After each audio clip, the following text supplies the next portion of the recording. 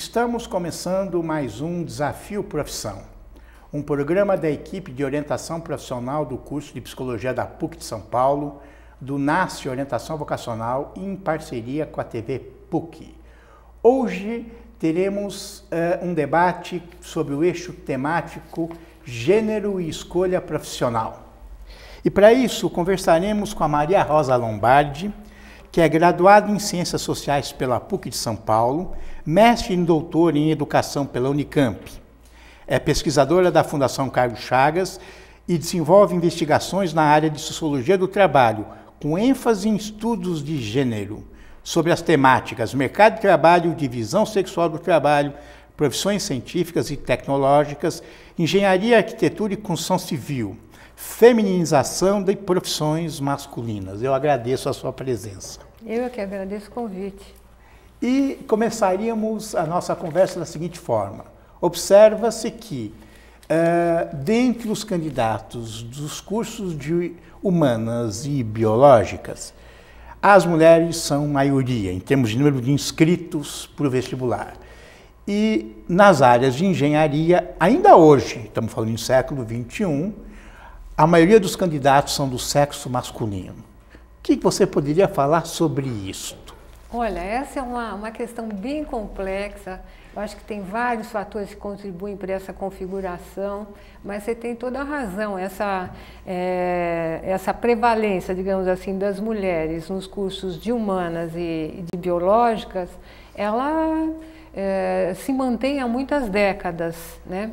É verdade que você tem também uma entrada, tem tido uma entrada desde os anos 70 muito importante das mulheres nos cursos de exatas, em outras áreas profissionais. O leque de opções das moças a partir dos anos 70 se ampliou demais. Se você pensar que antes disso, quer dizer, dos anos 50, 70, 60, as profissões prioritárias para as mulheres sempre foram a docência, a enfermagem. Uma ou outra escapava esse destino de gênero, vamos dizer assim, né? Então, houve uma expansão muito grande das matrículas femininas nos cursos de todas as gamas, de todas as áreas de conhecimento, mas ainda a gente tem essa prevalência das moças nas áreas de docência e humanas. Quer dizer, quando a gente fala em humanas, aí está inserida a educação, que continua sendo uma área muito importante de inserção feminina no mercado de trabalho também, né? Está também a saúde, né? De alguma maneira. Então, você também ainda tem uma representação muito grande das mulheres nessa área. E nas exatas, de fato, né, ainda continua sendo, digamos assim, o clubinho dos meninos, certo? O clubinho dos meninos. Dentro das exatas você também tem uma grande variedade de situações, quer dizer, a gente está falando um pouco em bloco, mas é claro que mesmo dentro das áreas onde há mais mulheres, você tem uma diferenciação dependendo do curso, né? A gente está falando um pouco do em bloco. Local, da região do país, noturno, diurno. Isso, e até dentro de certas carreiras, por exemplo, de humanas, né? Vamos pegar a psicologia, é uma carreira feminizada há muitos anos, né? Há muito tempo, e outras nem tanto, né? Até, digamos, os professores de ensino, para o ensino médio, né? Algumas disciplinas que são ministradas para que as pessoas deem aula no ensino médio, por exemplo, matemática, física, você já tem uma redução do número de alunas, né, em favor dos rapazes. Então, é tudo um pouco relativo, a gente está falando um pouco em bloco. Mas existe, como eu estava falando no começo, uma série de, digamos assim, hipóteses e explicações que têm se levantado há muito tempo já sobre esses nichos, né, masculinos e femininos no mercado de trabalho. E o mais interessante é que a gente poderia dizer que todas elas explicam uma parte da questão, mas talvez ainda existam outras dimensões importantes que não tenham sido levantadas, né? Uma das questões que é bem levantada, quando se fala por que tão poucas mulheres nas áreas exatas, na engenharia, na física, etc., tem um pouco a ver com a questão do próprio mercado de trabalho. Conforme a profissão, vamos pegar a engenharia, que eu acho que a engenharia, no caso, digamos assim, um emblema, né, dessas áreas, digamos, duras para a mulher.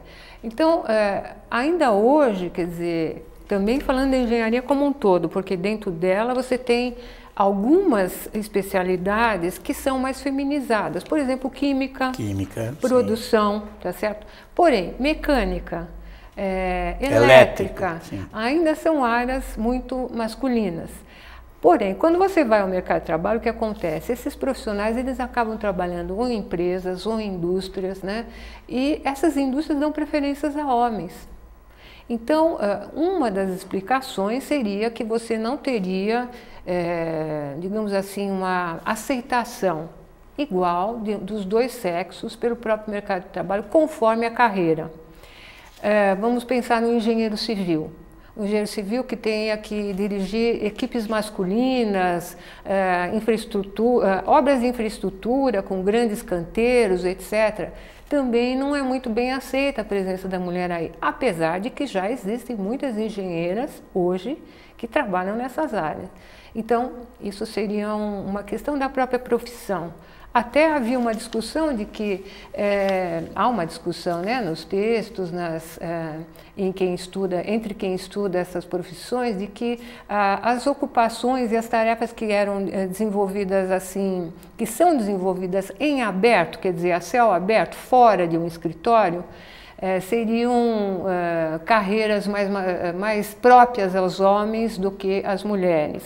E vice-versa, quer dizer, você teria, mesmo dentro das engenharias, uma prevalência das mulheres que trabalhassem ou em laboratórios, conforme a sua especialidade, ou em obras, em escritórios internos de empresas. Então, existe também essa explicação, digamos assim, para você discutir a feminização maior ou menor de algumas especialidades dentro de uma carreira. Então, isso é uma vertente. Outra vertente, ainda falando no caso da engenharia, eu acho que podemos falar dela tranquilamente como um emblema, como eu já disse, é que no caso da engenharia você tem uma origem militar.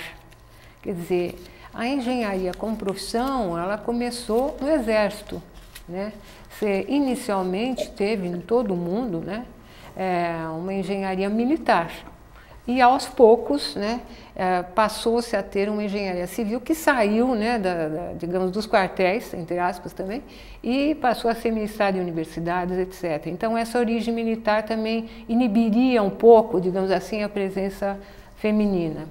Uma outra explicação que também existe, é muito citada, é que as profissões desse núcleo duro tecnológico, não só a engenharia, mas mesmo as ocupações em nível técnico, mais ligadas à área tecnológica, elas são mais prestigiadas, né? E normalmente recebem melhor remuneração do que as humanas. Então, e por isso seriam mais procuradas pelos homens. De fato, se há mulheres entrando nessas carreiras, e há, né, você vê uma proporção muito menor de homens que entrando, por exemplo, nas áreas da educação, da saúde, né, porque são áreas mais desvalorizadas no mercado também, em termos do que se recebe e do prestígio, né, das ocupações. A gente poderia também pegar um outro lado agora, quer dizer, como se constroem, né, as visões de gênero na socialização das pessoas, gerando interesses profissionais. Né? Quer dizer, quando eu mostro dados como esses que eu falei de exatas humanas biológicas para meus jovens, eles falam, é uma questão de gosto pessoal. Né? Assim, mas espera aqui, você tem uma tendência social, né? Uma tendência de grupo. Uhum. E como é que isso te atinge? Já não me atinge, né? Porque eu sou eu, né? É coincidência, né? Eu sou mulher e gosto de uma carreira que está aí, mas é mera coincidência. É mesmo? Não, não é. De fato, não é mesmo. Quer dizer, e até tem aqui uma reportagem muito interessante que saiu recentemente, mostrando o resultado de uma pesquisa feita pela Ação Educativa junto a alunos da escola pública. Então foram entrevistados 500 alunos de escolas públicas em São Paulo, justamente perguntando se existe profissão de homem e de mulher. E 80% deles disseram que sim. Existem profissões para homens e existem profissões para mulher. É evidente que atrás de todas essas explicações que vimos falando anteriormente, há uma coisa que é fundamental, que perpassa todo o nosso campo social, quer dizer, a identidade feminina e masculina, as perspectivas e concepções de gênero que existem na nossa sociedade, né? Então, construídas em cima muitas vezes de estereótipos, porque hoje em dia nós não podemos mais dizer que a mulher não está preparada para certas profissões ou para certas atividades, ou que o homem também não esteja preparado para o cuidado, por exemplo, das pessoas. Isso hoje em dia não cabe mais, né? Existem inúmeros estudos científicos mostrando a igualdade dos sexos nas suas capacidades intelectuais, nas suas habilidades. Quer dizer, o que nós temos é um gênero, é uma questão construída socialmente. Quer dizer, você tem um direcionamento das pessoas para uma ou outra carreira, para uma ou outra área profissional. Isso começa em casa, né? Desde as tenridades das brincadeiras, dos brinquedos, dos jogos infantis, é reforçado na escola, né? A escola é uma grande reprodutora em todos os seus níveis, né? Fundamental, médio, etc., também na universidade, uma grande reprodutora desses papéis de gênero, né? Desses conceitos do que é adequado para homem e o que é adequado para mulher. Então, o que essa pesquisa está revelando é, digamos assim, uma ordem de gênero que existem nas sociedades, né? Existem em todas as sociedades, né? E essa ordem de gênero é uma ordem que é construída, ela não nasceu, quer dizer, nós não nascemos destinados a uma coisa ou outra, né? O que é muito importante que haja esse esclarecimento para os alunos, porque o normal é que é tão naturalizada essa questão, é tão introjetada, de maneira tão naturalizada, que a resposta que você disse que muitos dão, né, que dizem, eu escolhi, eu não tenho nenhuma influência, nem perpassa, né, para eles não têm consciência do que existiu por trás durante vários anos para que eles seguissem aquele caminho. Então, realmente, o que está por trás de tudo isso é uma concepção dos lugares, né? Dos lugares de homens e de mulheres na sociedade. A gente vem observando uma luta feminina, né? Para o questionamento, né, da cultura de gênero prevalente no país, e porque das mulheres, muito porque elas são as vítimas nessa relação do que os homens. No entanto, nós temos visto algo acontecendo na sociedade nos tempos de hoje, que é o fortalecimento pela neurociência da visão, né, das diferenças entre homem e mulher, né, e o reforço de teorias que dizem mentes mais adaptadas biologicamente de mulheres para algumas coisas, de homens para as outras, né? Quer dizer, ao mesmo tempo que avança o questionamento de gênero, há um reforço, por um outro lado, de teorias que dizem isto é natural. Pois é, isso é um grande paradoxo, né? Porém, ao lado dessas teorias, também há outras que dizem que não há diferença, né? Então, também dentro da ciência, você tem uma ambivalência de percepções e de conclusões, né? Eu me alinho do lado das pessoas que acreditam que homens e mulheres são iguais, né? Que temos todas as mesmas chances e direitos, né? E de fazer o que quisermos, né? De trabalhar nas profissões que desejarmos e que nos para as quais nos interessarmos. Agora, eu acredito que a gente pode alterar esse padrão, pode alterar essa configuração social com uma ação explícita, mostrando, por exemplo, aos jovens que essas carreiras da área tecnológica têm futuro, né? Uma outra explicação que tem sido levantada de por que tão poucas jovens na área dura, digamos, das exatas, é porque você tem poucos exemplos femininos que se deram bem nessas áreas, enquanto você tem uma super população masculina tradicional que se deram bem. Que agora existem já muitas mulheres, apesar de o número não ser suficiente para que se possa dizer que sejam profissões femininas, que se deram muito bem. Então, se você mostrar para um jovem quais são as carreiras, as vantagens, as pessoas que se deram bem, qual foi a estratégia que elas utilizaram, eu acho que você consegue alterar um pouco esse padrão. Mas temos observado ao longo dos tempos a mulher lutando e conseguindo, não de forma ainda total, entrando em carreiras masculinas, ditas masculinas, né?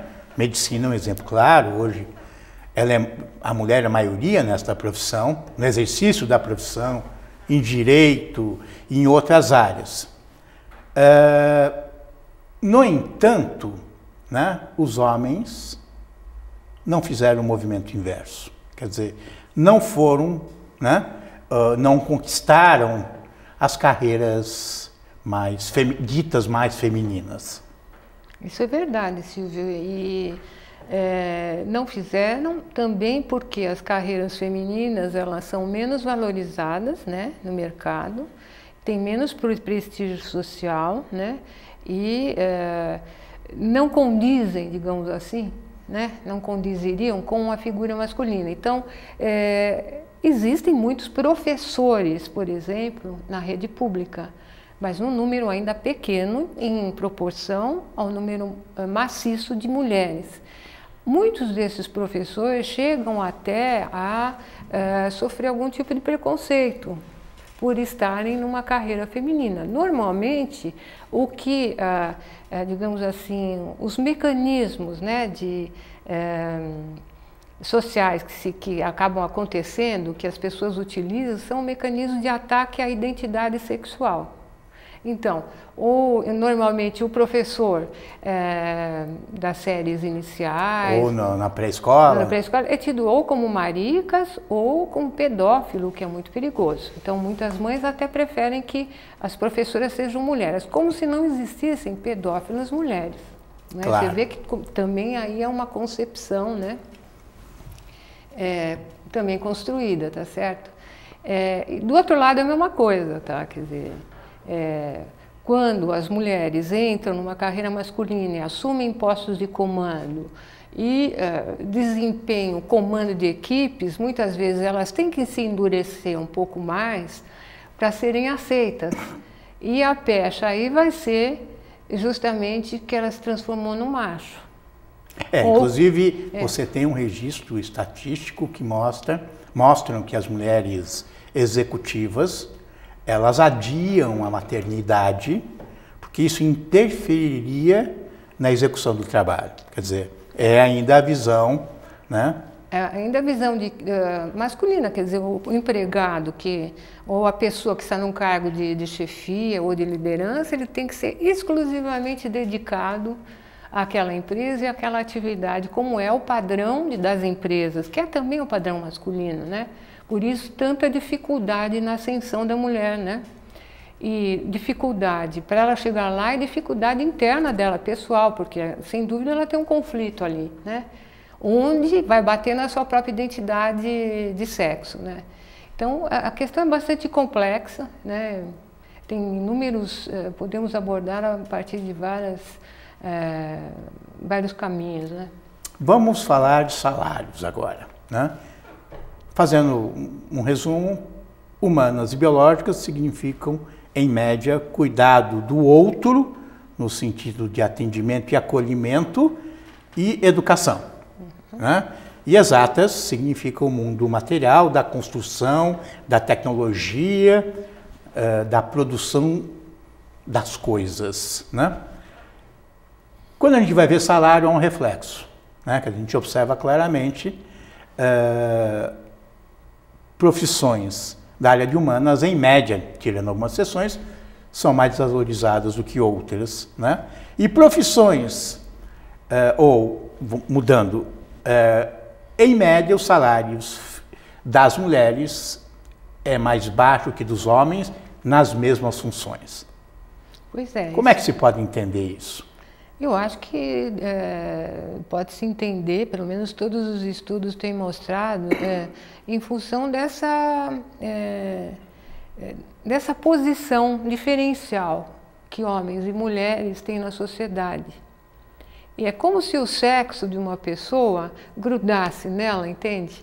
E marcasse um destino. Então, você daqui não passa. Quer dizer, isso não é dito, mas está dito socialmente, né? Você se referiu, por exemplo, à educação, que é uma belíssima carreira. Qual é o país que pode prescindir de professores, né? E de boa qualidade, tudo. É uma discussão atualíssima, está inclusive nas manifestações atuais, né? Em cartazes, né? Essa carreira de magistério, ela já foi masculina. Ela já foi masculina. Quando houve necessidade de expansão do número de professores, porque também começou a se expandir o ensino público, você teve um ingresso muito grande de moças, né? E ela foi, digamos, o valor desse trabalho foi sendo reduzido e abaixado, porque se entendia naquela ocasião, anos 40, 50, estou falando do Brasil, né? Até 60, que o salário da mulher era complementar. Portanto, se era complementar ao homem, ela não precisava ganhar tanto. Isso tudo são, quer dizer, de fato, cada profissão tem a sua própria história, né? E, digamos, as razões pelas quais ela está num patamar ou outro de valorização social e de salário, que isso está muito ligado, né? São muito particulares à trajetória de uma certa profissão numa certa sociedade, porque isso varia também, né? E não sei se respondi um pouco. Hoje nós temos observado como orientadores, que uma ideia que estava mais apagada está sendo resgatada. Qual? Nós tivemos a época do feminismo, da luta feminista, onde a conquista era colocada como uma coisa fundamental. Conquista de todos os espaços, inclusive o do trabalho. E hoje eu tenho observado em meninas de classe média, que é o grupo que eu atuo, que elas fazem projetos onde a questão da família, da maternidade, esteja contemplada. Quer dizer, isso é um resgate de uma coisa que no momento anterior tinha, vamos dizer assim, não estava em pauta. Você tem observado, tem ouvido isso também? Eu tenho ouvido esse tipo de colocação, sim. Quando você olha os dados estatísticos, isso ainda não apareceu nos dados estatísticos. É possível que seja uma tendência de um segmento social ainda, né? Tem algumas pessoas, inclusive, dizendo que tem moças desistindo do seu trabalho para cuidar da família. Eu acho que a este ponto a estatística não captou ainda, né? Esse nível de decisão. Mas a família realmente sempre teve, eu acho, sabe, Silvio, no plano de todas as feministas. Mas era meio que feio falar isso. Era um pouco feio falar. Teve um grupo de feministas, de mulheres da minha geração, que realmente se dedicaram à profissão, né? Mas a grande maioria teve as suas famílias, os seus vários casamentos, os seus vários filhos, etc., né? Talvez essas moças mais jovens com melhor condição, porque aí a gente tem que também introduzir um recorte de classe, né, Silvia? Claro. Porque as moças que precisam trabalhar não estão com essa preocupação, né? Talvez para esse segmento de classe média, quer dizer, essa ambiguidade em lidar com um trabalho que exige muito, já que todo mundo está muito qualificado e muitas vezes em posto de comando, e com a família, tenha lhe colocado numa situação até psicologicamente interna desconfortável e algumas estejam fazendo essa opção. Eu acho que isso é possível, deve estar acontecendo mesmo. E os homens, da mesma forma que antes, não pensavam e não pensam em seus projetos, ou não interferem nos seus projetos, essa questão, quer dizer, almejam uma família, sim, com filhos, mas isso não altera os seus planos. Exatamente, né? É essa a grande questão, quer dizer, à medida que a mulher foi subindo na hierarquia das empresas no mercado de trabalho, ela precisou também disponibilizar mais tempo dela para cuidar da área profissional. E evidentemente, ela teve que fazer essa divisão, né, com mais força e mais, digamos assim, talvez mais angústia, mas os homens não, né? Até hoje, né, eles progridem na sua profissão tranquilamente porque tem a retaguarda, né, da família, da esposa, etc., cuidando da família. Então, isso é uma diferença muito importante, porque também aqui voltamos a uma outra concepção de gênero que marca todas as nossas sociedades. A área pública, digamos assim, a área de... a esfera pública mesmo sempre foi atribuída aos homens, eram eles que saíam de casa para trabalhar, eram eles que eram os provedores. Os políticos. Os políticos. E a esfera doméstica era atribuição das mulheres. Só que, ao sair de casa para ir trabalhar, ela acumulou as duas, digamos assim, responsabilidades das duas esferas. Então, realmente pesa, né? Pesa, mas o homem não assumiu também, né? Ele não assumiu, não houve uma divisão de tarefas dos afazeres domésticos. Isso até melhorou um pouco, mas não que fosse interferir em planos, em projetos. Isso, sempre que... e você às vezes conversa com casais de profissionais, quando há, digamos assim, uma oferta, vamos dizer, os dois trabalhando, os dois em bons empregos. Quando é uma oferta muito importante para o homem, que envolve, digamos, mudança de estado, mudança de país, a mulher normalmente, ainda hoje, costuma deixar o seu emprego e acompanhá-lo. O inverso não é necessariamente verdade, né? Em alguns casos, talvez excepcionais. Então, poderíamos dizer que a cultura de gênero construída atravessa a vida de todas as pessoas, em todos os momentos e circunstâncias da vida, inclusive na questão da escolha profissional. Eu agradeço a sua participação. Eu é que agradeço. E até o próximo Desafio Profissão.